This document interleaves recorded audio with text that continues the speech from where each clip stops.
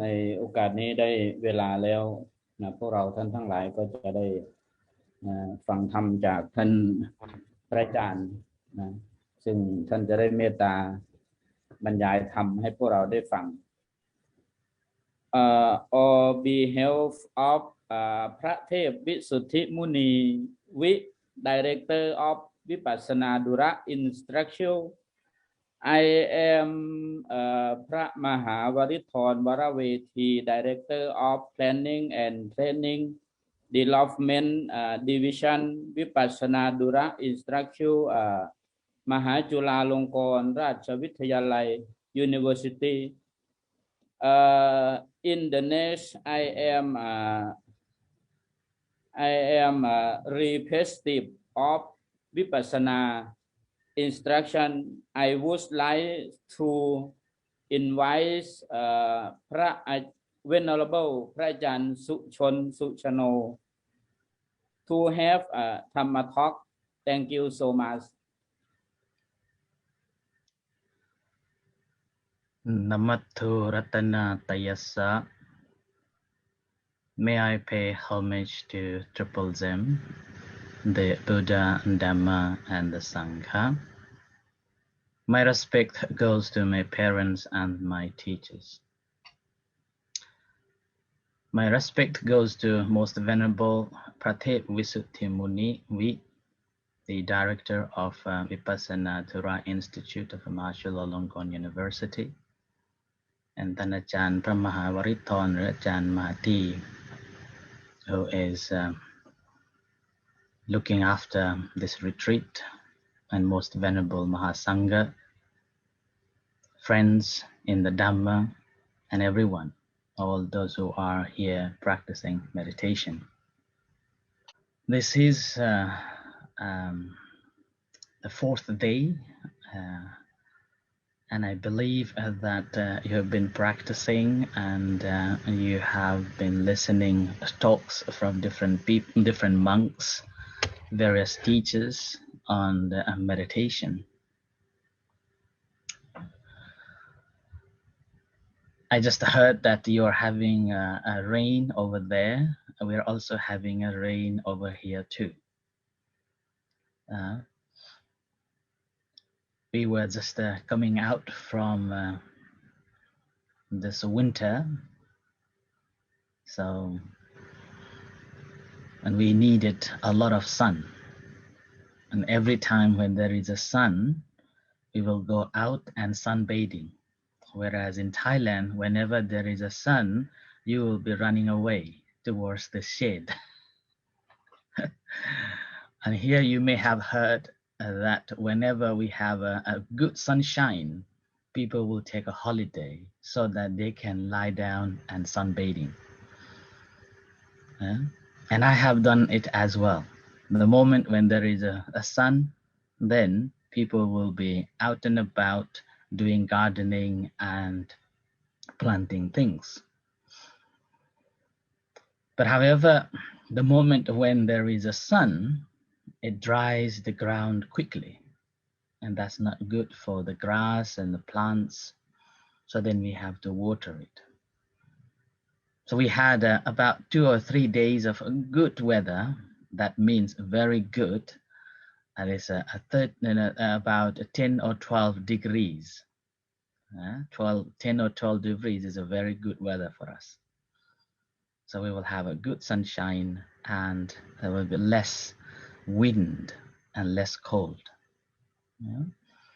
So we were having a sunbathing, and suddenly we realized that, oh, we need the rain. And here comes rain.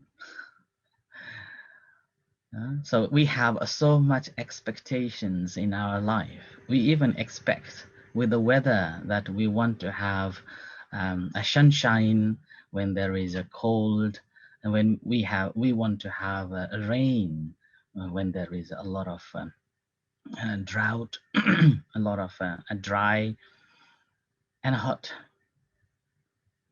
And this is the nature of us, that we always expecting one after another.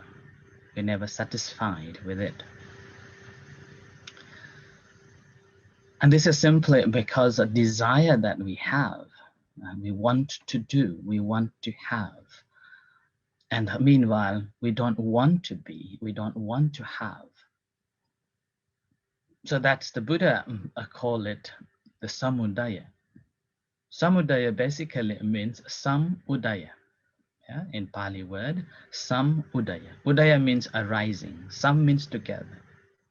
So it arises. It brings in the things that we would like to have and we don't want to have, like that.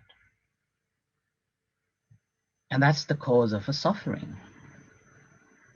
An untrained and untamed mind, what happens is that we'll be engaging in that circle of liking and disliking, an expectation of wanting it to be in this way or that way, according to our wish, our desire. Not only our desire, but also our hate. So that's why untamed and untrained mind will be always under the influence of three main roots, the akusala roots, and that is raga, dvaisa, or moha, or greed, hatred, and delusion. And that is the reason why the practice of a mindfulness meditation or practice of a kamathana helps to recognize that our mind is constantly under the influence of this greed, hatred, and delusion, and as a result of that, we are unhappy, we are miserable, and we can't even think of being stopped by ourselves and observing ourselves, knowing and understanding ourselves. When I was in Bangkok, living in Wat Paknam, Pasicharan, and I used to go and practice in Scholar Ho Khao almost every day. And from there, I gathered one word that the Luang Por Sot said, stop. How to stop. So Luang Por Sot said that in the worldly affairs, in the worldly life, in order to gain, arrive the destination, you have to have a fastest vehicle so that you will arrive as soon as possible. But in the spiritual world, you have to learn to stop. So the moment when you know how to stop, then you have arrived. So that's a beautiful saying that I always took it on board. And here, stop, again, we can see in very different way. Are you able to stop from thinking? Are you able to stop from doing? Are you able to stop from thinking? The moment when you know how to stop thinking, speaking, and doing, and that's how you will gain a good concentration. Otherwise, you will not get good concentration. You can't concentrate. Your mind will be all over the world. You will be thinking all around. So mind will be traveling so far and wide. So that's why we have to learn to stop. And that's how you will gain the concentration. And in order to stop doing things, particularly akusala kammas, akusala dhammas, we have to practice the precepts. That's what we call sila visuddhi. So the moment when you are practicing in accordance with the precepts, at least even the 5 precepts, but I believe that this is a retreat. If it's possible, if you could practice the 8 precepts, then that basically helping you to be far away from any akusala kammas, physical akusala kammas, and verbal akusala kammas, and even the mind. And that's how you are stopping from any akusala kammas to arise, any unwholesome to arise in your mind. Suppose the 5 precepts, first 3 precepts are helping you to restrain your physical body and bodily action. When you have no violation of these 3 precepts by your physical body, then you have no regrets. There is no remorse. There is no upset. You are free. So mentally you become free that I haven't done anything wrong with my physical body, any akusala kammas. So you are free. And then the second one is the 4th precept, which is the musawada. Basically, you are not saying anything which is untrue, which is divisive or a harsh word. When you are avoiding this, restraining speaking these, it helps you to realize that, okay, my verbal actions are pure. When you feel that your verbal actions are pure, then again, you are in a state that automatically you are free from any remorse, any guilt, any regrets, any form of upsets. At this moment, what happens is that it's very easy to gain the samadhi because you have stopped all the akusala dhammas, every unwholesome actions, akusala kammas that normally we engage with. We have stopped. And the last precept, the asura meraya machapamada thana, this is actually the most important precepts in Buddhism. And this is also against the teachings of the Buddha. Buddha's teaching is about to awaken us from the sleeping mode in the worldly matter, engaging in the kama gunas, sensual pleasures. So waking us up, being alert and awake and consciously able to be mindful of everyday life. Whereas the moment when we engage taking drugs and alcohols, then basically we are against with the teachings of the Buddha. Because the moment when you are drinking alcohol or taking drugs, basically you are going into the unconscious state. And when you are going into the unconscious state, then you can break any rules and you can accumulate all sort of other unwholesome results. So as a Buddhist, it is very, very important that we are practicing 5th precepts. And if you really want to be a real Buddhist, then this 5th precepts is really, really important. The moment when you can practice the 5th precepts, that means you are on the journey to be awakened, and which is in line with the teachings of the Buddha. And that's why this is the preliminary requirement to gain the samadhi. Once you have been able to practice the sila properly, then automatically your mind goes into the calmness. It's called a samatha. Yeah, samadhi. You will gain samadhi very easily, and that samadhi is the base for everything to understand. Yeah, everything to understand. That's why Buddha said in one of the sayings, Buddha said, samadhing bhikkhave bhavetawa samatha samadhing bhikkhave bhavetawa samahita yatha bhutang pajanati. Yeah, so that's the Buddha said. This is the sayings of the Buddha. Samadhing bhikkhave bhavetva samahita yatha bhutang pajanati.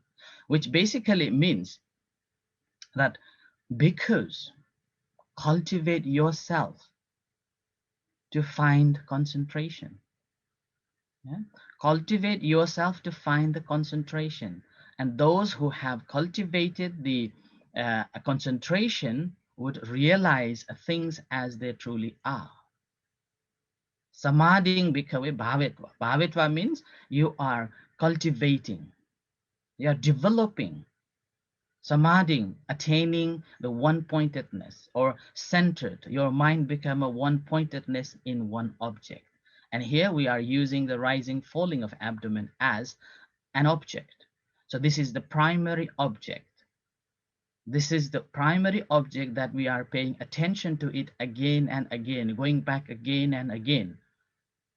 And if you remember, I mentioned that we are paying attention to the rising and falling of abdomen, and as soon as any other objects arises, you leave the rising and falling of abdomen, and then you are paying attention to the any other secondary objects arises, knowing that, observing, acknowledging, noting, and let it go and come back to the rising and falling of abdomen. And that's how the more we are doing again and again, again and again, samadhi, you will gain the samadhi, you will gain the concentration, you will gain this focused mind. And that's how your mind will be concentrated. And once mind is concentrated, yeah, samahita, once your mind is concentrated, or hita means tha here basically means ness. So your mind is in the state of one-pointedness. Then yatha bhutang pajanati. Pajanati means you know, you realize. Yatha bhutang. Yatha bhutang means as they truly are. Yatha means as they are. Yeah? Bhutang exist, persist.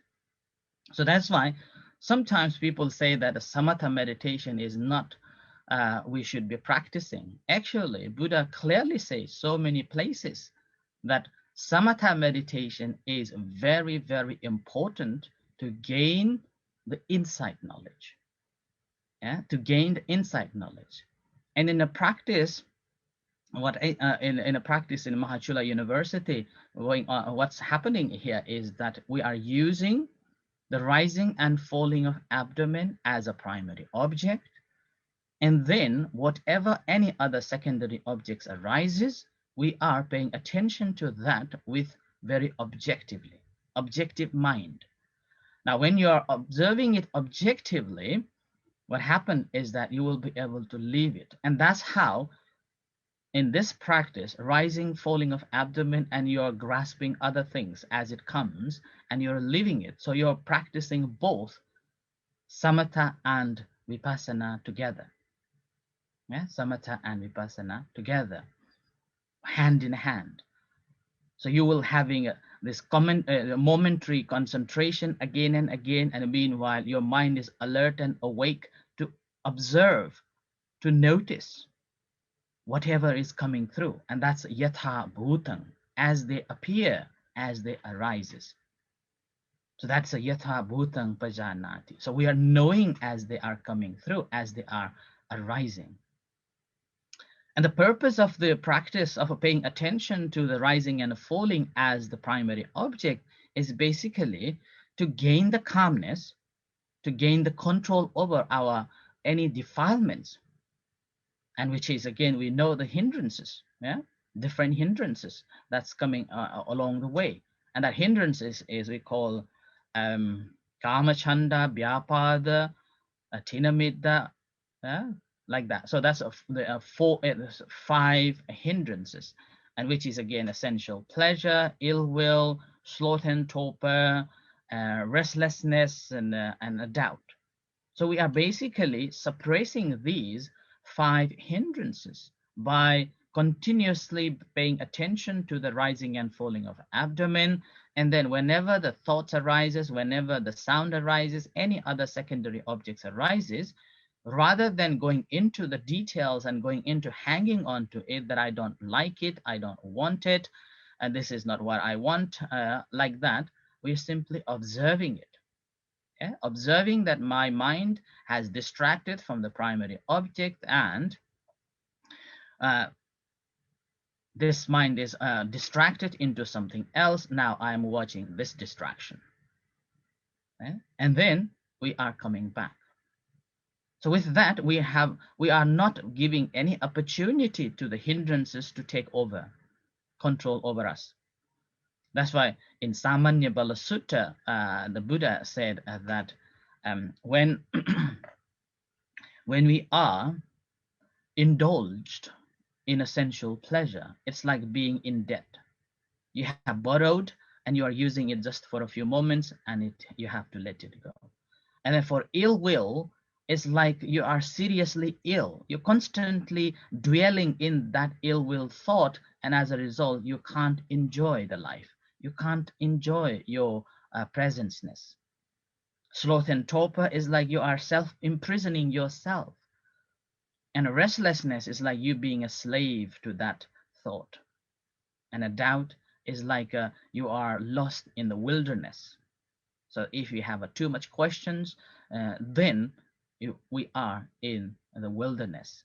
Yeah, so that's why these are the things that we have to understand, that the practice of a samatha meditation is basically, going back to the primary object again and again, developing this from the momentary concentration. We are developing sustained and attained concentration, and with that, the moment when we attain the this sustained and attainment of concentration, we get such a peace, we get such a calmness, and so also known as attainment of the jhanas.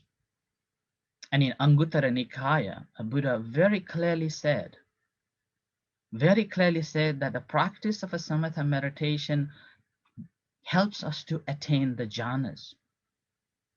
So basically, we will have one-pointedness, and we feel happiness, we feel joy, enjoyment, and our mind becomes so absorbed in the practice. So that's why continuous practice is so key here.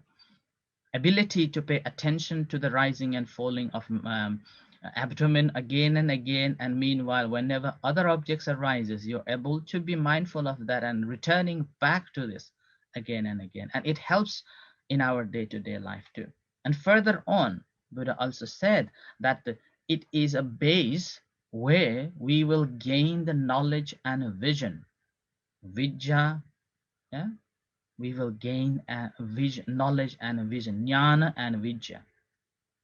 Further on, it is a base for the development of a sati and sampajanya, mindfulness or awareness, and the clear comprehension. We will be able to comprehend things that we are observing, that we are seeing in the moment, what's happening.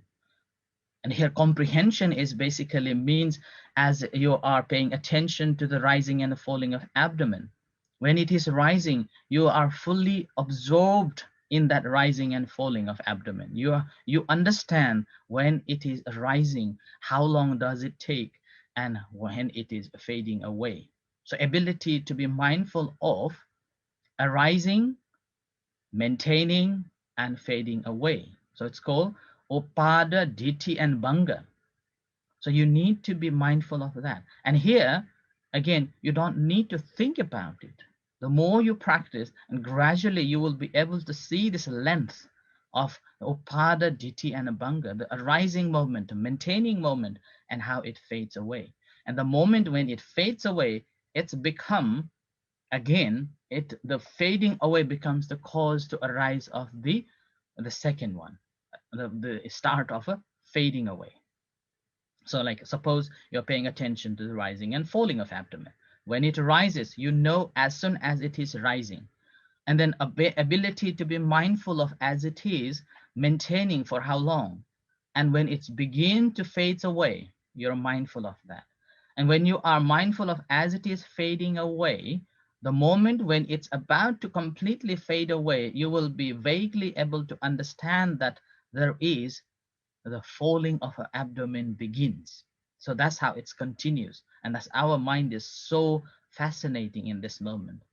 And that's how you will be able to comprehend completely in the state when it is rising and falling. Meanwhile, when you are paying attention to the rising and falling of abdomen, when thoughts arises, the reason here why our masters are telling us to note it, come note it. Whenever it arises, thinking, suppose this is a thinking, ability to catch it and note it immediately. that thinking, thinking, thinking. And if you're paying attention to clearly the process of your mind consciously saying that thinking, thinking, thinking, the first thinking, you will realize that it's very vague, not sure whether it's right or wrong. But the second thinking, you see it very firmly. And then a third, sorry, the third thinking, the consciously aware of this thinking, you realize the gravity of this thought fades away, yeah, slows down. The gravity of this thought slows down. As soon as this slows down, then immediately, if you've been practicing sometimes, you will realize that our mind begins to visualize something else. Yeah? Visualize something else. And here, because we've been training ourselves to coming back to the primary object again and again, which is the rising and falling of abdomen, as soon as this thought begins to fade away, the gravity falls away, the mind vaguely thinks about the rising and falling of abdomen, vaguely ability to sense the rising and falling of abdomen. So that's how the whole scenario begins. The whole practice continues. And that's how you will be able to let go. Yeah, you will learn to let go of things that arises. And that's how you will gain the sampajanya, the clear comprehension. So that's why in the practice of a vipassana meditation is not about the sati only. It's about the sampajanya. Sati means you know what's going on, but you haven't cut it through. Sampajanya will cut it at the moment when you recognize. And that's how you will be able to get rid of all the taints, asavas. So that's the fourth benefit that the Buddha talked, the benefit of a samatha meditation. Now, as we know that we've been here practicing a vipassana meditation. And in my understanding, vipassana meditation we cannot do. Yeah? Vipassana meditation is not about doing. Vipassana meditation is a result of our doing something. Yeah? Result of our doing something. And it is a path. So Vipassana meditation is something that you gain knowledge. You will understand.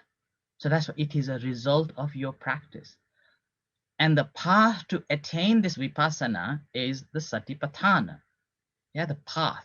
That's why Buddha said, it is the path, Buddha said, to the realization, yeah, for the purity and realization.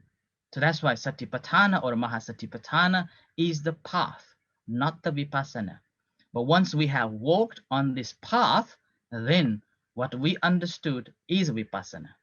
So Vipassana is Pativeda, the result. Is a result. And in terms of when we look at the Vipassana, now again, I would like to break it in a Pali form. Of Vipassana is, in a Pali it says, what it says in Pali, it's called Vividhakarena Anicca Divasena Passati Vipassana. Passatiti Vipassana. Yeah? So Vividhakarena Anicca Divasena Passatiti Vipassana. What does that mean? So that means seeing in very distinctively, very differently, vividly, very specially, the nature of the change is the Vipassana. Yeah, nature of the change is the Vipassana. And now here we can see Vipassana. Vi means clearly, distinctively, differently, and very specially. So that is a we. And Passana, and as we know, seeing or experiencing. So that's what Vipassana means, seeing very distinctively, or seeing it very clearly, very differently than what we are seeing in daily life. We see the world from our kama guna, sensual pleasure. That's why we do not see the reality of what's going on. We even can't pay attention to the what's going on in the present moment. We can't even pay attention to what you are doing. There is no multitasks. There's only one mind doing one thing at one time. You can't do two things at one time. But we have a misperception that we can do multitasks. And that's how we are losing our energies. As I said previously, that's how we lose our energy and strength. And we are basically in a perception of a delusional understanding that I understood. But this is not the Vipassana. Vipassana means you're seeing it clearly as it is. That's why the characteristics of the Vipassana mean is seeing it very truly, really. And the way it functions is it giving away the darkness or a delusion. See, delusion here again comes back. Moha, delusion. We have a delusional state of a mind that I can do many things. I understand. Yeah? And that we will understand that after practice of a meditation, it is not the case. We have one mind, one object at one time. We can't have many objects with one mind and at one time. No, we can't have it. We can't have it. And with that, we have this delusional state of the mind. That's why, do you know that we light the 2 candles in front of the Buddha statue? Do you know why is that? We light the 2 candles in front of the Buddha statue. So number one is lighting the candle to understand the Dhammas of the Buddha, that there are 2, Lokiya and Lokuttara Dhammas. Yeah, Lokiya and Lokuttara Dhammas. 2 sides of the teachings. And we are, in a worldly matter, knowing only one side of the Dhamma, and that is the signpost. So whole the Buddha's teaching is a signpost. It's not the destination. Yeah? So Lokiya Dhamma is just like a signpost. We are living in the lokas, worldlings. Once we walked on that path, and then we will realize the reality, the truth. So the light is basically we need to walk in the darkness so that we see the path to lead to the destination. And the Buddha's Dhamma is that. And the Dhamma, once we have fully understood in a very different ways, beyond our concept and perception, we will be able to see that how darkness in this world that I am in the samsara. So the Dhamma will lead us to the way to get rid of and coming out from this darkness. And our mind will not be in a delusional state. This is the manifestation of the Vipassana, that our mind will not be in a delusional state. So that's why I was talking that number 5 precept, Sura Meraya Macchapamada Thana, is basically to be a real Buddhist. If you can avoid drinking alcohols, then you are walking in the path to the Buddha. And that's how you are awakening yourself. That's how you are walking the path to awaken yourself. And that's a state of a non-delusional mind. Mind is very sharp and always on the path to the wholesome state of the mind. And that's how, and then the proximate cause of it is the concentration. You are having a concentrated mind. So that's why the Vipassana is not about what we do. It's about the result of a doing. Okay? It's about the result of a doing. And what are we doing? So we are doing is the Mahasatipatthana. Yeah? What we are doing Mahasatipatthana or Satipatthana. In Samyutta Nikaya, Buddha clearly said, Samyutta Nikaya in Satipatthana Samyutta, around sutta number 31 or 32. Buddha clearly said that this is the contemplation of the body. Yeah? Contemplation of the body, in the body that in regards to which unheard before. And after practicing this, it arose a vision in me. It arose vision, knowledge, wisdom, and true knowledge. And then the light, aloko udapadi. Aloko udapadi. And the Buddha said that this is the path. Ekayano ayang bhikkhawe maggo satipatthana. So this is what means vipassana. So we are walking on the path to be awakened ourselves. The vipassana is awakening ourselves. And that's a sati, okay? Satipatthana. And that's how we call the practice of a satipatthana. Excuse me. And the satipatthana, we have to understand that sati means memory, or attentiveness. And here you're attentively paying attention to the object, rising, falling. Attentively paying attention to rising, falling with the right attitude is the satipatthana, is the sati. So attentively paying attention to the object with the right attitude is the sati. And what happens here, when we are paying attention to any particular object with full attention and with the right attitude, we will gain the samadhi. And that's why here we are doing, paying attention to the rising and falling of abdomen with a full attention, with the right attitude. Here means when it is rising, it is rising. When it is falling, it is falling. An ability to understand the difference of rising and falling of abdomen as it rises and as it falls. You can't make it long, you can't make it short, you can't make it in a different forms. As you practice, you will understand that this is the long, this is the short.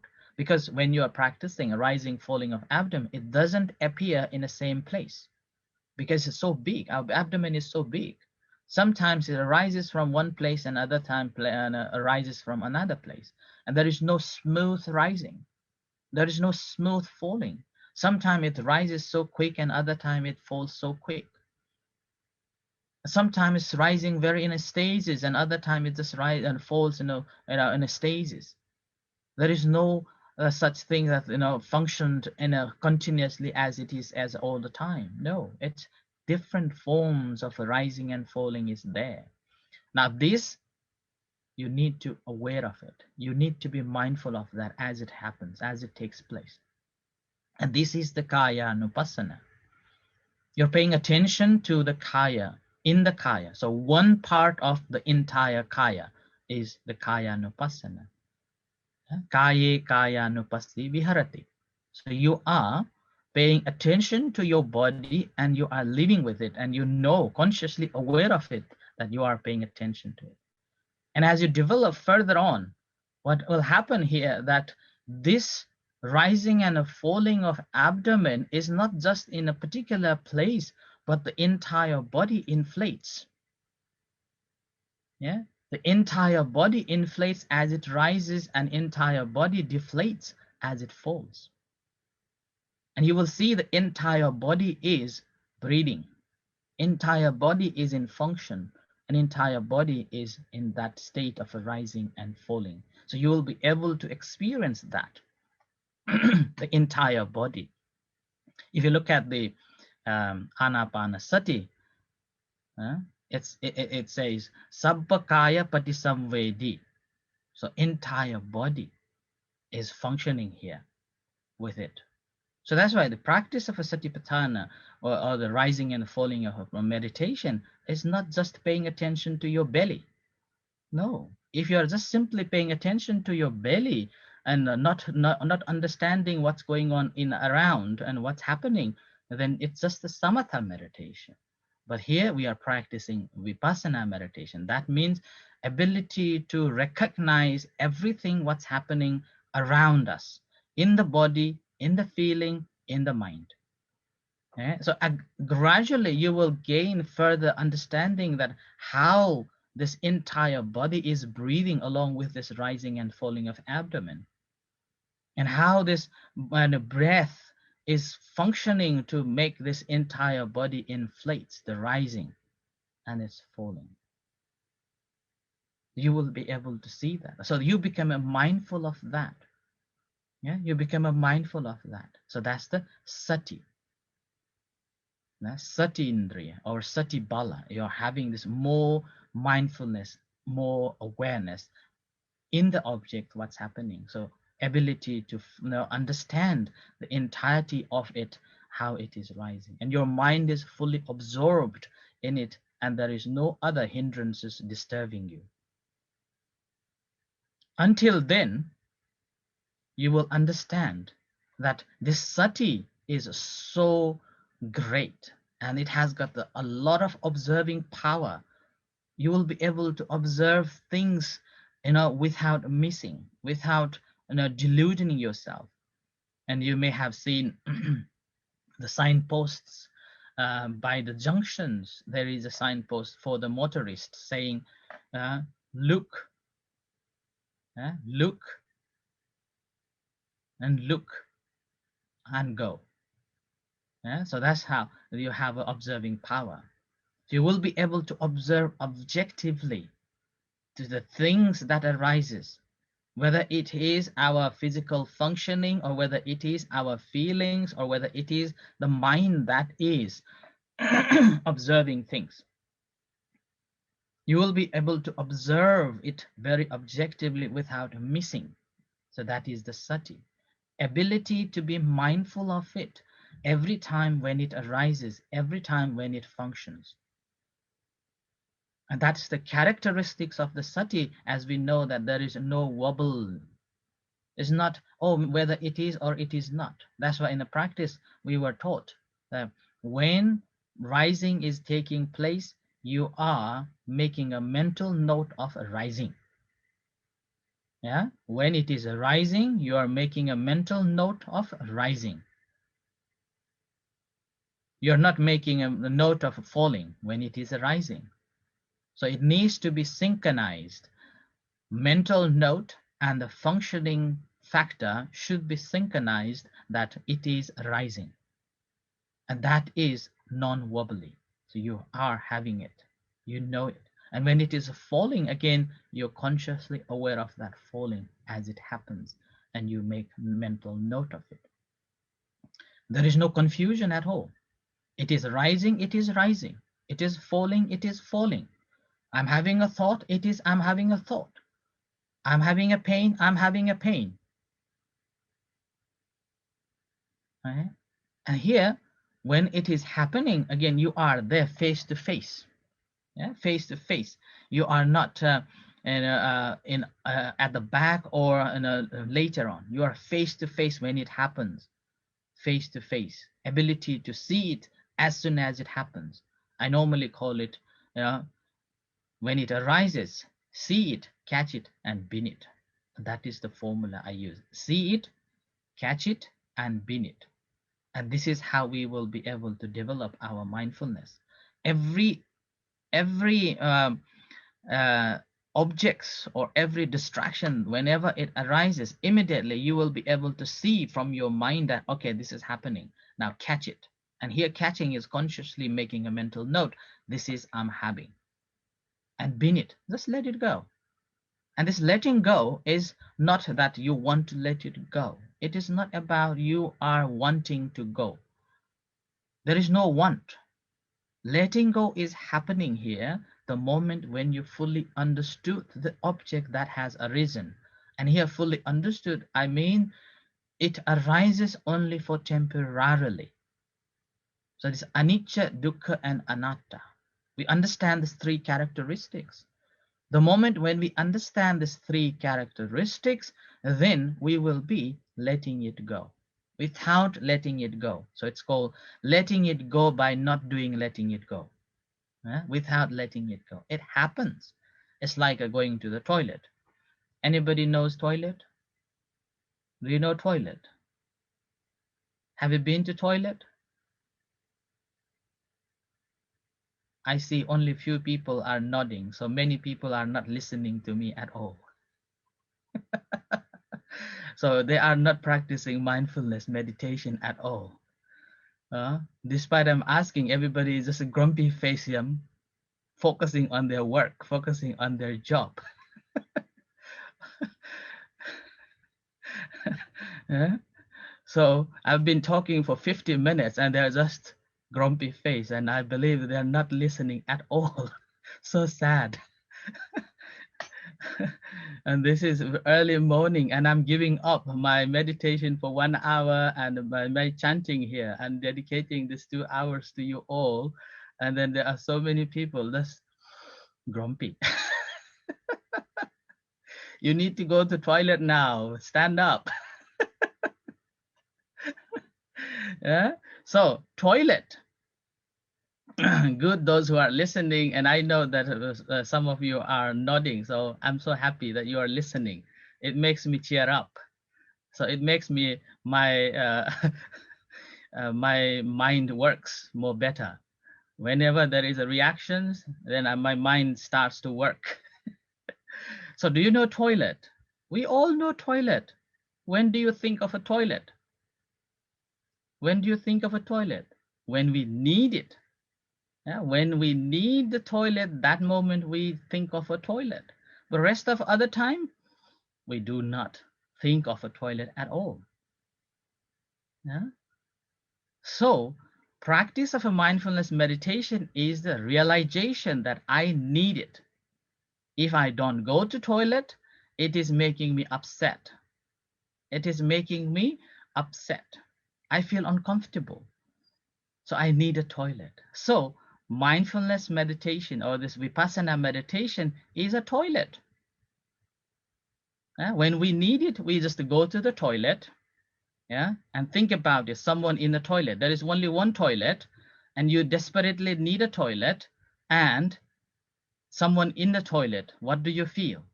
Oh, I need a toilet. Please come out. I'm desperately needed. So that is a suffering you have. And as soon as you enter the toilet and you sat down in the toilet and you release, boom, what happens? Happiness. This is a heaven on earth. That's why in Thailand it's called Sukha. Someone, Narin, I see, okay. Invisible toilet. Yeah, someone, okay, that means somebody already here before as well. So they know my story. So as soon as you let go, you feel happy. Sukha in Thai language called Hong Nam is Sukha, means a place you can get happiness. So toilet is a place that you will get the happiness. Heaven on earth is a place that you feel happy. You don't think anything, right? So once you have finished your defecation, what happens? You feel happy. And will you without flushing it away, will you come? No. If you come without flushing, what happened? It brings smell, stink, disgusting. Or will you think of, oh, I missed it, I should take it back? Will you? No. It's disgusting. Same thing. Same thing in our mind. There are so many disgusting things there. And all what we need is to realize it and take it away. For the mind, we don't have a toilet. For the body, we have a toilet. So we go and let it go and we feel happy. We feel comfortable. For the mind, we don't have such place. So that's why I call practice of a meditation is the invisible toilet for the mind. All what you need is I need it and I need to let go. So once you let go, you're not bringing it back. You need to flush it away. And this flushing away happens because we know that this is disgusting. So that's how you let go. It's disgusting, not good, so I don't want it. And now you have fully understood it. Same with every other objects, all the defilements. Once we have fully understood that these defilements are not good, these defilements are not healthy, and these defilements are causing a trouble, these are akusalas. Once we have fully understood, then we will let go of it. Yeah? We will let go of it, because it's not because I want, but it just happens. Yeah? So this is the letting go. This is how you let go. And Vipassana meditation teaches us, because we have seen it in many different ways how it works. And now we have fully understood, and we will be able to let go. And we are happy. Huh? And with this, we will be able to be mindful of in our body what's happening. We will be able to be mindful of what am I thinking, how am I feeling. And that's how we become mindful of our bodily action. We become mindful of our sensations and feelings and emotions, and we will be able to be mindful of how our mind is working, connection, engagement. So in the practice of a satipatthana, that's why the instruction is that when any objects arises, you are observing it objectively. Suppose you are paying attention to the rising and falling of abdomen. When any other objects arises, that moment, maybe thoughts, the pain, the sound, the noise arises, that moment, you are observing objectively. You are simply responding that, aha, this is happening to me, not reacting that I don't want it, I don't like it, nothing. You're simply responding, aha, this is happening. And that's how you will be let go. So my toilet story is one of my famous simile that I have been using ever since about 4 or 5 years now. No, since 2014, I've been using. And this toilet simile, I got it when I was in the toilet in America.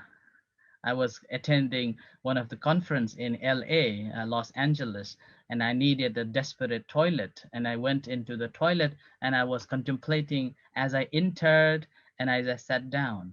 It's like in a Mahasatipatthana Sutta. Yeah? Going into toilet, you're in the toilet. And then that's how I realized, this defecation is really good. This toilet simile is really good. And then I teach here in Aberdeen in Scotland. This toilet, everybody loves it. Everybody laughs at it, and everybody got it. And like yesterday, we had a session which I normally teach every month for the Health Village, in working with the health department here in Aberdeen. Every month, I teach meditation to the patients. And then they all know this simile now. And every time they have any troubles, they will say, oh, I remember the toilet. So remembering is a sati. And this is invisible toilet. Wherever you are, you have this invisible toilet. When you feel upset, open your door, go into your zone, relax and happy. Yeah. And when you are feel upset, oh, rising, falling, complete. You are in a toilet. You're happy. Happiness is there. Sukha, Thai language. It's a beautiful word. So that's why, remember, practice of Vipassana meditation is to create your invisible toilet in your mind. And all what you need is to be mindful. So changing our perception of a meditation. And that's how you will gain the samadhi. That's how you will gain the insight. And that's how you will be able to be happy wherever you are. Forget about the enlightenment. Right? Be happy in this world by using this technique of meditation. Yeah? Using this Vipassana meditation, be happy. And with that, what happened? There is no problem. Whatever will be, will be. In English language, there is a song called Ke Sara Sara. Yeah, some of you may know that. Que sera, sera, what will be, will be. Yeah? So let it be. That's the teachings of the Buddha. Buddha said, leave the past, forget the future. What is happening here? Enjoy knowing what's happening. And that is the Vipassana meditation. Enjoy the moment where you are, whatever you are doing in the present moment, in here and now. That's all. This is the Vipassana meditation. That's why the famous writer, and is also known as the father of modern mindfulness meditation in the West, known as John Kabat-Zinn, who has developed so many therapies on the basis of the mindfulness meditation. He said mindfulness meditation is paying attention in a particular way on purpose in the present moment and non-judgmentally. So you're paying attention to one object, yeah, with a full attention, with the right attitude in the present moment, what's happening here and now. And that's how you will be happy. And that's how, end of the day, you will gain enlightenment. So that's what Vipassana meditation is, the result of paying attention to the things with a great attitude and full attention. And that's how you will understand the reality pertaining to itself. And all need a practice. Without practice, nothing happens. Yeah? We have to eat in order to fulfill our stomach. And that's how the practice is too. The more you practice, the better you will become. So with this, I will end here for this fourth day of talk, and you have about 6 days remain. And I believe that you will spend time and practice properly the rest of the 6 days and gain insight into the practice of a meditation and develop your understanding with your own experience and further understanding of it. And eventually, may you be happy. With this, you will gain happiness here and hereafter. It's called Ida Modati, Pecha Modati, Ubayatha Modati. So that means you will be happy in this life and happy hereafter, next life, and then you will be happy in both lives until the attainment of Nibbana. With this, may you all be well. May you all be happy and stay safe. Take care. With the blessings of the Triple Gem, the Buddha, Dhamma, Sangha, may all your good wishes come true, and may you gain insight until the attainment of Nibbana. Sadhu. Thank you for listening. So I believe this is time for some discussion. So question answer. Thank you. ครับอาจารย์ มีท่านใดจะถามพระอาจารย์หรือเปล่าคุณโยม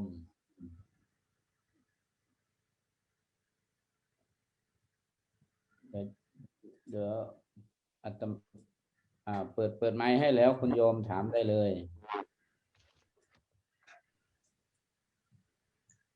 อาจารย์นะครับเดี๋ยวผมเรียนถามนิดนึงพอดีเมื่อกี้ได้ยินฮัลโหลได้ยินไหมครับได้ยินครับ Okay. I heard that you say about see, catch, and another word. What is the final words that you talk? See, catch, and stop, or what? No. See it, catch it, bin it. Bin, B-I-N, bin it. Oh, okay. Understood.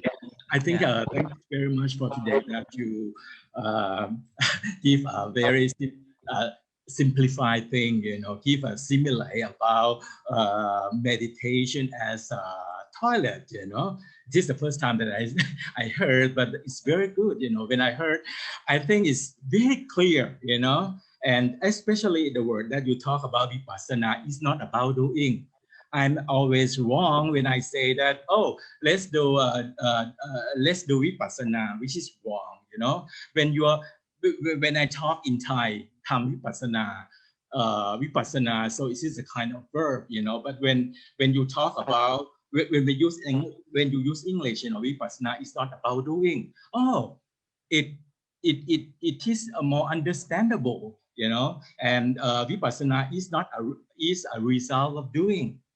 Yeah. Is that It's right? being. It's a Yes, and being. I like Yeah. what you say that paying attention attentively at an object with the right attitude in the present moment, here and now.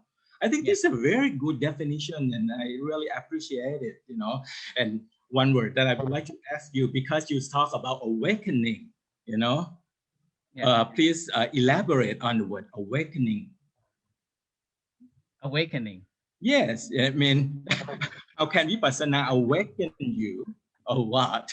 Give you wisdom or what? I am not awakened yet, so I don't know how to. I'm not enlightened yet, so I don't know how to elaborate it. But all I can say is that before we practice meditation, we do not know that I have anger. We do not know that I don't know about the things. We do not know that, how greedy I was, how selfish I was, and how much anger I have. We do not know before practice. But once we practice, then gradually we know, oh, I have so much anger. Oh, I have so much greed. Oh, I am so selfish. You know that. So that's awakening. Yeah. You're Oh, awakened from the sleepiness of this, the delusional state. So that is the state I can tell you now. If I'm saying that it's awakened like the Arhat or the Buddha or the Sotapanna, I'm sorry, I okay. can't say that. I think the But time is limited. I actually would like to talk about Dhamma more with you. yeah, But anyway, I think for meditation, I think I would like to end now and really appreciate your simile yeah, yeah. And about the it, toilet. Very true. yeah. Thank you. Okay. And in terms of the awakening, further on, I would like to say that the word Buddha is translated as to know, Yes. to be alert, and to be awakened. So the word Buddha, basically, as we know that as a Buddhist, we all have a Buddha nature that we can be awakened. Yeah. And to be awakened, to be the real Buddha, what we need to do that we have to know. What we have to know things that arises here and now in the present moment. So paying attention to the things that arises as it arises with a full attention. And when you are paying attention to it with a full attention, again, there is no sense of a greed, hatred, and delusion, but with the right attitude that this arises for a moment and it remains for a moment and it will fade away. So that's how we will know. And as we know in this way, our mind is always alert. Our mind is always alert to the things that arises, like we are a doorkeeper. We Yes. know who is coming, who is going. So we are very alert with that, like we are being a CCTV for ourselves. Yeah. We are CCTV for ourselves. And so we are alert with that. And with that, we are always awake to the objects that's arising through our senses. Yeah? It's like being a good guard is always awake. He won't be sleeping and he won't know who is coming and who is going out. Oh, yes. So it's like there is a story. It just reminds me of a story. There was one very good guard. And one day, early morning, he rushed to his boss and said, "Oh, boss, you shouldn't be traveling today." And the boss asked, "Why?" "Oh, because I saw in my dream that the plane that you are on collapsed and you died." And the boss believed it. So boss didn't go, and boss didn't travel, but the boss, he um, stopped hiring this guard. Do you know why? No. Because he was sleeping. Oh, yes. He said he was sleeping. He had a dream. So he was sleeping. His job is to guard all night, but he was sleeping. So that's why boss didn't travel, and also he fired him. So that's why awakening or awake is our mind is always awake to the things that coming through our senses.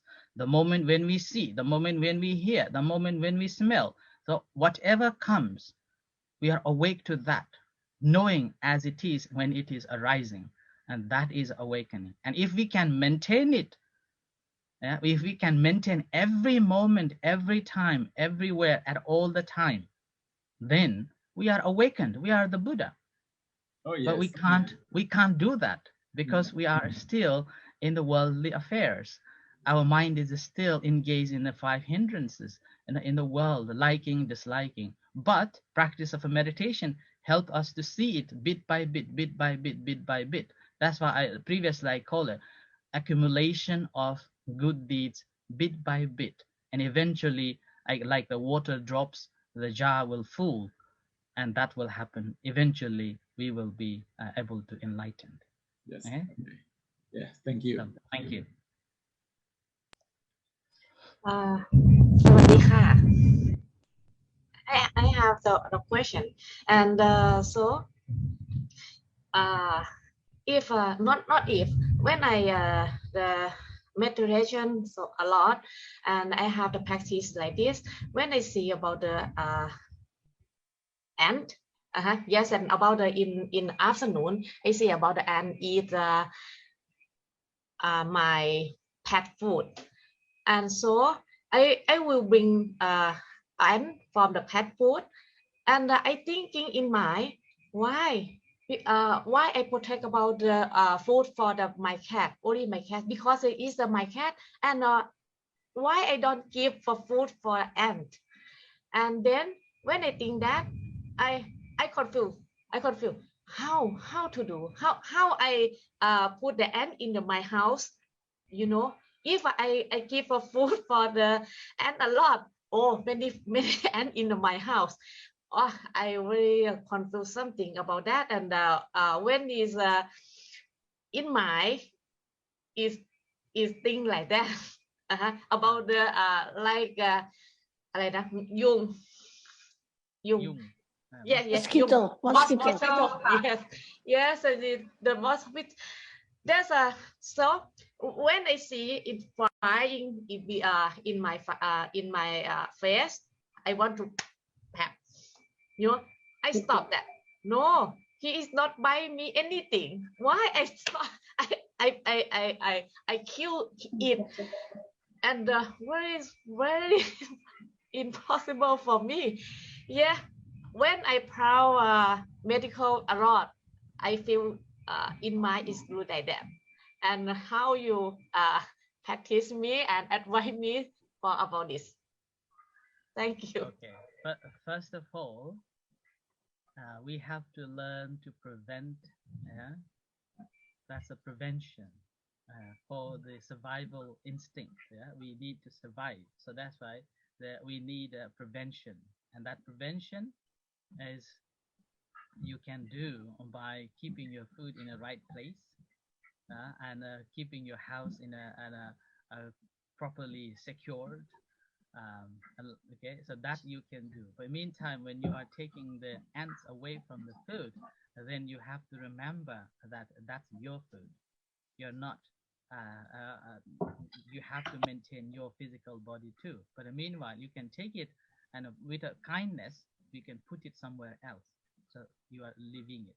And the question is, you can feed to the a cat, but not to the ant. Why is that? Because you love a cat and you dislike the ant, and that's still we are in a worldly affair. We still engage with the liking and disliking. So as long as we have that, then we can't share it at all. You can develop it little by little. Okay, as I give food to the cat, so I can give it to the birds, I can give it to any other animals little by little. You can do that, and this is how you can develop. And the question that you were asking about the doubt that you are having is very good. So that's called yoni somanasikara. Yoni somanasikara. You're investigating it, but what is needed here is that not regret of doing it. But you are doing good things by doing in that way. In terms of killing mosquitoes, when you are, if possible, try to avoid or try to avoid or try to protect yourself by having a net. And then sometimes unintentionally, because it's because of the prevention matters, Sometimes you will do unintentionally. And in that case, once you have done, don't remember it. Do not be regretful at that. You have done. The consequences of doing it probably there, but you are not thinking of it. So when you are thinking it again and again, then that means you are punishing it again and again. So you will have a remorse. But rather than going into the past, that's what Buddha said, Atitang nan va makhaya. Forget about the past, what you have done. And then going forward, practicing. Yes, and so when I think that, and like when if you born at the like you born to end onto the medical, everyone is not like you. No, if I think that, I think is mine, and like nobody is like and no. Mm-hmm. In the Anguttara Nikaya book of 4, Buddha clearly said that it is not that because you kill an animal you will be reborn as an animal, or that that animal will come and kill you. There is very low probability. There is a possibility, but not exactly what it happens. Not exactly what it happens. But you may have to accept the consequences may come in different ways. So that's why whenever you have done any akusala kammas, we, rather than thinking about it, move on doing good things. Move on doing good things. And the more we think, mind will grasp on it. The more our mind grasps on it, we are creating vijnana, because we are creating sankhara again and again, again and again, again and again. So our mind becomes conditioned to it. And the moment when we die, we are taking that mindset. It's called patisandhi citta, right? We are taking that mind and we will be reborning it. So that's why in the practice of a meditation is basically we are living the past. Whatever is done is done. It was a history. It was a lesson. It was a past. It's gone. We are not thinking of it. It was a lesson, and because of that, we are here now. So if we want to know the past, know what we are now, who we are now, and then what we will be is what you are doing now. So thinking about what you do now, and that is the Vipassana, paying attention to the moment by moment when it is happening here and now. And this defines the next. You're unhappy because you're unhappy now. You will be unsuccessful, you'll become lazy here now, not tomorrow. You're lazy from now. If you're happy, you begin happy from now. Then everything happens. So that's what Buddha's teachings is about, being here and now with the body and the mind, and whatever is happening, be able to be mindful of that. Yeah, clearly. Yeah, yes, thank you. Yes, be here now. Yeah, right. Okay. Thank you. There is one question from Seksan saying, my question is, you say let it be. Don't the past, don't think the future. Think only the present, but it is not easy to do that. Please tell me how to do that. I am saying that we have to learn to be present moment. That doesn't mean I can be in the present moment at all the time. No. Okay.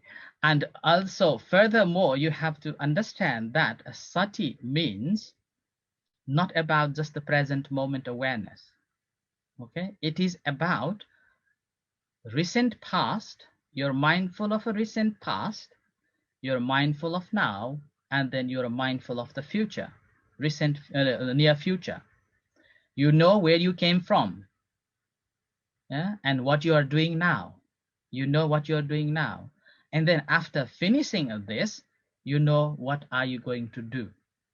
So this is a mindfulness. So that's why the sati, that's why in the practice of a meditation, sati is not enough. We have to have a sampajanya as well. Ability to make a mental note that I am having this. I know this is happening. So the moment when you note it, come note. Every time when you come note, you are in the present moment. And this present moment, again, you shouldn't be grasped that I need to be in the present moment. Whenever you have this perception that you have to be in the present moment, then you are already not in the present moment. You are in your thoughts, you are in your perception. So present moment is happening as it evolves. All what you need is to be mindful that it is happening. Even the thought, I am not in the present moment, is in the present moment. Even the thought about the past, it is present moment, here happening. You're thinking of the past, in here, in the present moment. You're thinking of the future, it's here, happening here, not in the future. Yeah.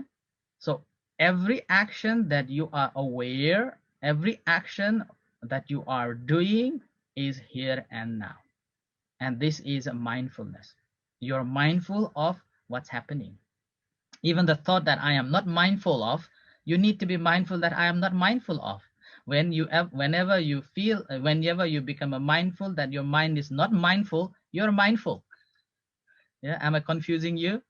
When you realize that you are not mindful, then that is already mindful.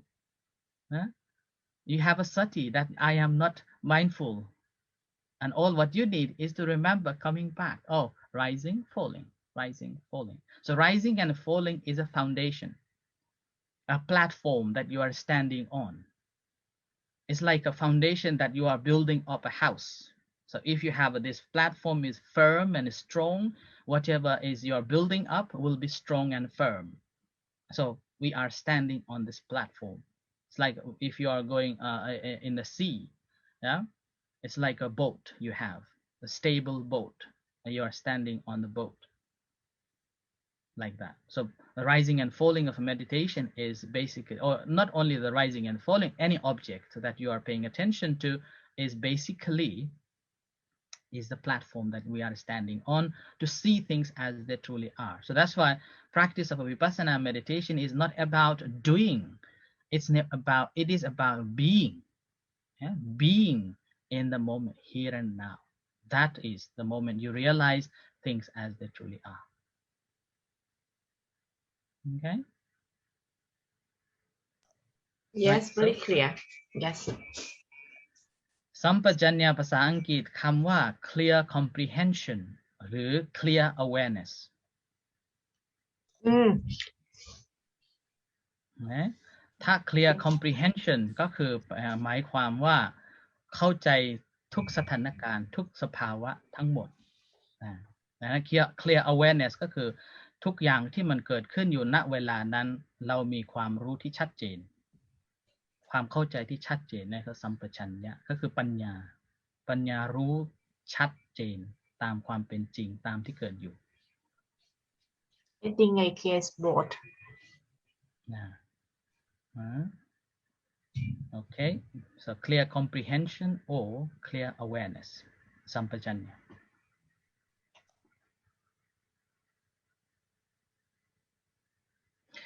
งั้นสติเป็นตัวนำพาสัมปชัญญะอีกทีหรือเปล่าคะสติกับสัมปชัญญะมันต้องเกิดคู่กันแต่เวลาเราพูดกันก็แยกกันนะถ้ามีสติเฉยๆก็คือเท่ากับว่าเรารู้ตัวอยู่ว่าเกิดอะไรขึ้นแต่เรายังไม่กำหนดเรายังไม่รู้ชัดแต่สัมปชัญญะก็คือมารู้อย่างชัดเจนตามหลักของไตรลักษณ์เราจะได้ไม่ยึดติดกับมันเราจะไม่มีอุปาทานกับมัน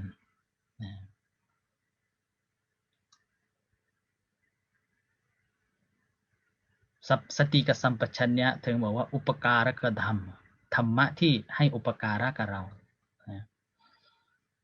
อุปการะก็คือเท่ากับว่ามีเลขาส่วนตัวอยู่กับเราตลอดเวลาว่าเอ้ยเธอกำลังจะทำอกุศลแล้วนะอย่าทำนะแล้วก็เราสามารถหยุดได้อันนั้นก็คือสัมปชัญญะถ้าไม่หยุดเนี่ยไปทำต่อนี่แสดงว่าเรามีแค่สตินี่สามารถจะไปเป็นมิจฉาสติได้ตรงนั้นแหละรู้ว่าไม่ควรทำเราก็ไปทำเลยสติมาเตือนแล้วแต่เลขายังทำงานไม่สมบูรณ์เพราะฉะนั้นเนี่ยอันนี้เขาเรียกว่าเลขาส่วนตัวที่ไม่ต้องจ่ายตังค์และอยู่กับเรา24ชั่วโมงเลขานี่เราต้องจ่ายตังค์นะอยู่แค่6ชั่วโมงหรือ8ชั่วโมง บางทีเลขาเตือนเราบอกว่าเอ้ยเจ้านายเธอกำลังจะไปเส้นทางผิดนะถ้าเตือนบ่อยๆเจ้านายก็จะว่าเอาให้ไล่ออกนะไม่จ่ายตังค์ด้วยอีกตั้งหากอย่างเงี้ยแต่ถ้าสติสัมปชัญญะมีเนี่ยมันเลขาส่วนตัวที่เราไม่ต้องจ่ายตังค์สิ่งที่ต้องทำก็คือแค่รู้ว่าเรามีเลขาส่วนตัวเท่านั้น So what is the English word of sampachanya? Clear comprehension, Clear comprehension. clear awareness. Okay. And Okay. is there any difference between the consciousness and mindfulness? Goodness or is exactly me. the same thing? Goodness me, you have asked so. A better Vipassana. Sorry? Probably I get to work progress, and I think Vipassana together with I'm is better in the future. Okay. คือคำว่าสุขาคงจะเป็นคำที่จะใช้สำหรับในการวิปัสสนาในอนาคตของผมที่คิด get very good thank you โอเค ดีใจนะสามารถเอาไปใช้ได้ สำคัญวิปัสสนาที่จริงแล้วคือควรที่จะเอาไปใช้ได้ในชีวิตประจำวันเพราะฉะนั้นเนี่ยคำสอนของพระพุทธเจ้านี่เราสามารถใช้ได้ในชีวิตประจำวันอย่างถ่องแท้ก็คือวิปัสสนานี่แหละถ้าเราเข้าใจชัดส่วนคำถามที่ว่า mindfulness and consciousness is it same when you say consciousness that means you know when you say mindfulness you're aware and it's up to how you define. It's very difficult subject and a very deep subject too. When you are mindful, you're conscious. So you have a good sati. So ผู้รู้วิญญาณรู้อยู่ Maybe meaning consciousness in doing something, but mindfulness is without any kind of things to do. Naturally.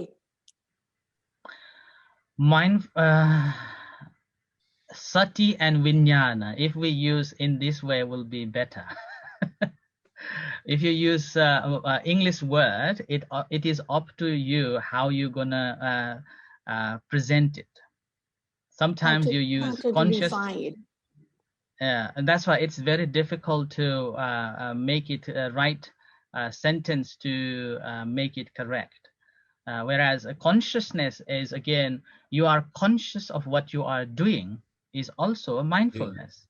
And a mindfulness also, you're conscious of what you are doing. So you can use it interlinked with this, substituting one another. It's up to how deeper you want to explain. But when we talk about the consciousness, the more we understand the reality of it, the consciousness becomes sharper and clearer more and more. It's not just about being mindful, but also ability to understand that things that you are mindful is not the permanent. It's in accordance with the three characteristics. So that's how your consciousness will be purified. And so this is, it goes on like that. So that's why in English language, it depends on which context you are using the words. That's why even the sati, mindfulness, is not a right translation. And the consciousness about vijnana in a Buddhist term is also not the complete translation. Is a consciousness. Because when we talk about the vijnana in Buddhism, there's so many types of vijnanas there, and how vijnana creates. There is no such consciousness as one entity as in English language or in the Western philosophy. Consciousness is something that persists and that will travel to one object to the another, one life to the another. That's the concept. Whereas in Buddhism, the consciousness itself is conditioned aroused. Yeah. That's why we have Vinyanang Anicchang, Vinyanang Anatta, Vinyanang Dukkhang, like that. So that's why the consciousness, it's up to us how we are using the words to convey our message so that people will understand it. Okay. Sometimes you can use exchanging mindfulness and consciousness, like that. Similarly to awareness and awakening. That's right. So you can use awareness to the sati, you can use awakeness to the sati. So you can use sampajanya as awakening, awakeness, mindfulness, awareness, like that. So there is no fixed word to translate it into our Pali language. So that's why it's very difficult. Thank you. Thank you. Right, anybody else? Actually, I did ask this question to Brian in the morning. May I raise this type of questions to you again to learn more? Okay. Sure, why not? Okay. If it's not clear yet. Not exactly clear. The meditation, people go for meditation retreat because they want to bring peaceful to their mind for a certain period of time. But in the reality, those people who spend 10 days away from work for meditation retreat may happen to their response negatively when they face a situation that's out of control. So how would you train those people, or how would you help those people? Because in the atmosphere of meditation retreat, everything is nice, is clear, is calm. But in reality, even just driving a car in a traffic, understand what I say, I'm sure. Yes, okay. So, practice of a meditation, first of all, try not to correct other people. Are behaving badly. I don't mean to correct anybody. I just to understand why. Okay, I understand that. Okay, and I do know that who are you referring to. Okay, so first of all, this happens. We have to correct ourselves first. Okay, first thing, we have no control over anybody, and we can't change anyone. Okay, that's the first thing that we have to understand. If we can change others and we have a control over others, will be brilliant. Look at ourselves, our body. We have no control over our body. We can't say that I want to be beautiful at all the time. I want to be handsome at all the time. We're getting old again and again. So we have no control over us at all. Similarly, other people are not, we cannot control. And secondly, those practitioners are having those state of the mind is simply because they are still attached to those previous emotions or attainment that they have attained, calmness or peace state. They are still in that sanya, and as a result they can't cope with the situation that we are in daily life. Okay, and going into retreat, why do we have to go to retreat? Now ask yourself, why do you have to charge your mobile phone? Yeah? Why do you have to charge your mobile phone? So we charge our mobile phone so that we can use it rest of other time. And charging time, we have to leave the mobile phone connected to the electricity. So it is like going to the retreat. So mobile phone is on a retreat. Yeah, so we are basically going into recharging the battery to understand, learning the techniques to deal with the nature of this daily life. so that we can use this mobile phone properly rest of other time when it is not connected to the electricity. So we are basically learning the techniques to be able to use in our day-to-day life. It's like a soldier.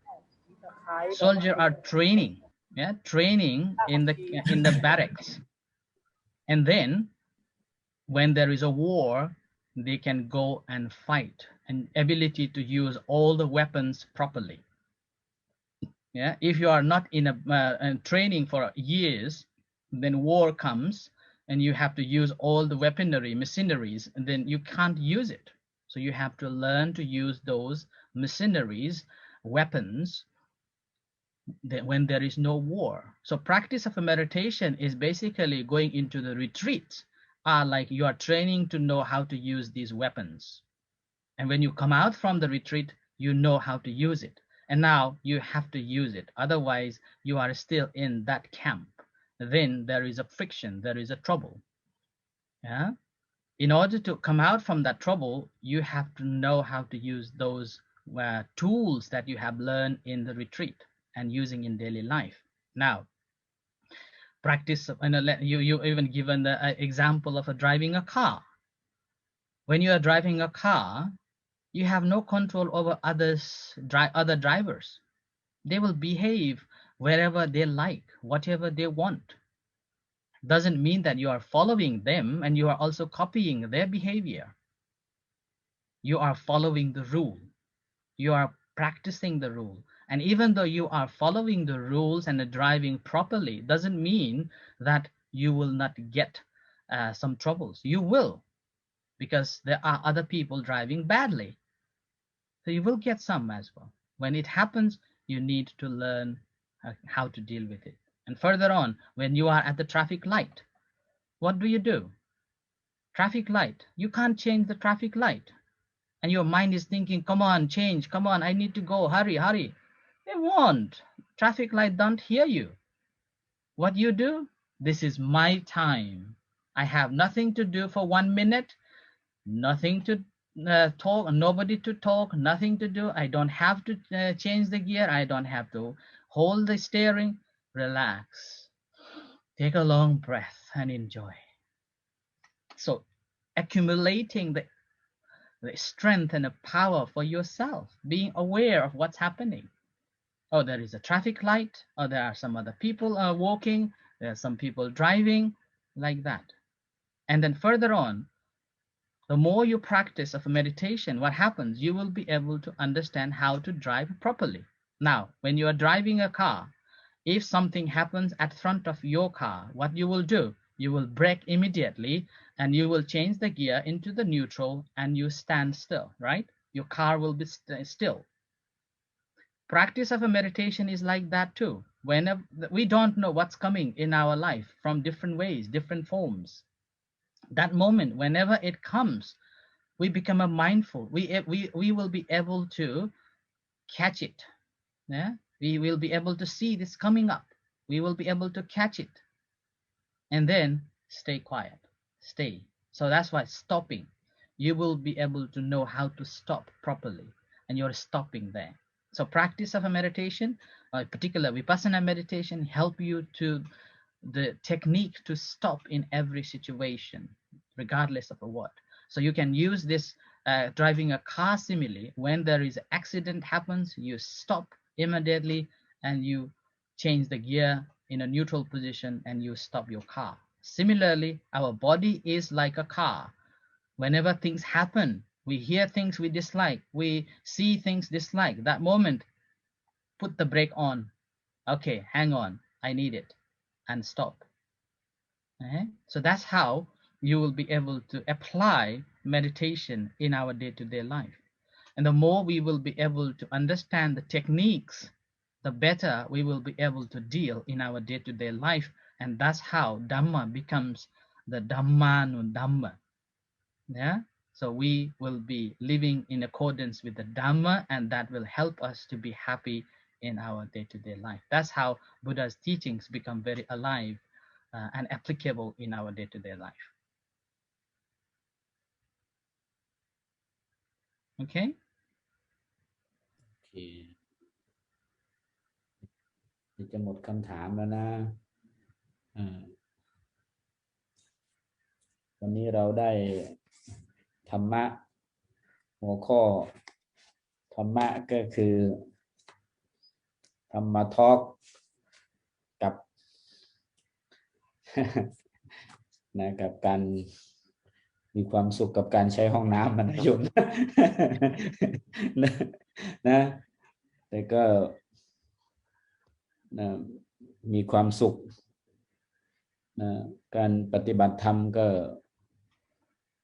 ทุกอิริยาบถย่อยนะก็กำหนดไปตามนั้นนะครับแม้แต่จะเข้าห้องน้ำห้องสุขาต่างๆก็ยังต้องกำหนดนะครับฉะนั้นตอนนี้ก็เวลา 14:41 นาทีเราจะได้กล่าวขอบคุณท่านพระอาจารย์แล้วก็เราจะได้เข้าสู่การปฏิบัติธรรมในแนวสติปัฏฐาน 4ต่อไปนะครับOn behalf of Prathep Visuddhi Muni Vi, Director of Vipassana Thura Instruction, and I am Pra Mahavarithon Varavethi, Director of Planning and Training Development Division, Vipassana Thura Instruction, Mahachulalongkorn ราชวิทยาลัย University. I would like to say thank you to Venerable พระอาจารย์สุชนสุชโน Thanks spend the time for give us a lot of knowledge. Thank you very much. ขอบคุณครับ ผมก็ได้แค่นี้แหละอาจารย์ ดีกว่าไม่ได้เลยครับผม ผมก็พยายามเต็มที่แล้วนะ2 วันนี้ได้พูดภาษากับเขาอยู่นะอาจารย์ ครับ